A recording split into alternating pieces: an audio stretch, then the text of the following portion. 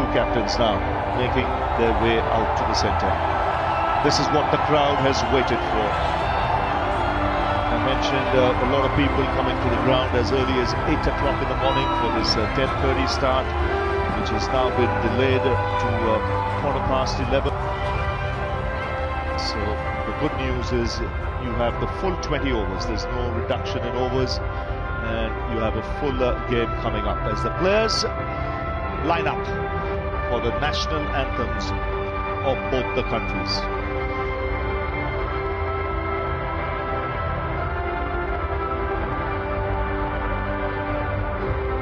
So all set for the national anthems. Ladies and gentlemen, please it will be Pakistan first. For the anthems of Pakistan and India.